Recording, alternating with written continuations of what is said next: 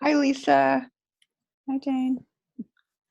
So we're back together here, and we are going to share with our audience, people who are listening, who signed up for this class. We're going to talk about what they can expect over the next few videos, what we're going to share with them, and I'm really excited about this work because I don't think there are a lot of people doing it the particular way that you and I are about ready to introduce people to this work. And I think it's really badly needed. So basically, we're going to introduce people to the understanding that we are essentially spirit or soul, and that the soul needs to come into a body for its lesson learning and its experiences. And that something happens in that process of coming into physical form. And we want to go into a little bit of depth around that. And I know that you are very skilled in working on this very deep level of soul embodiment. So the name of the course came out of that phrase that you brought forward, which is soul embodied. And I would like for you to talk a little bit about, well, we're going to go into greater depth when we do that in that first class. So the first class, we're going to talk more in depth about what that means, actually, and how that gets ruptured.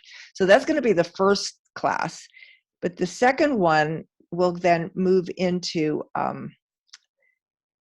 what was this, the second class that going to be? Like, remind me.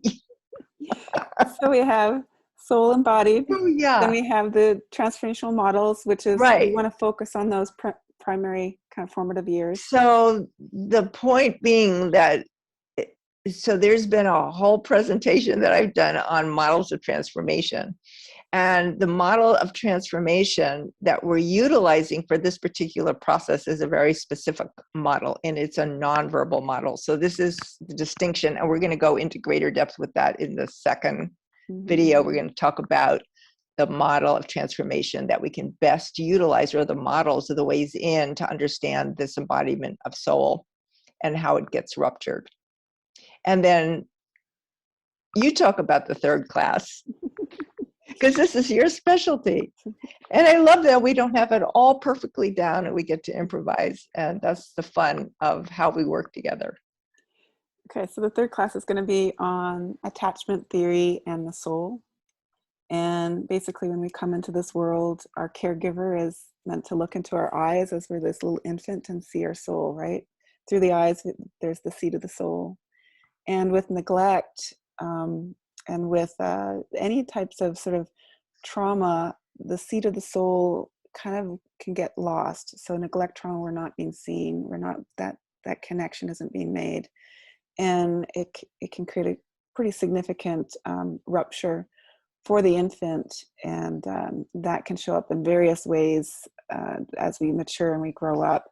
So we're going to be taking a look at in the class attachment trauma through the lens of what it might have felt like as a soul embodied, and how do we repair that rupture. Great. Okay, so we have class 1 being soul embodiment, what that actually means.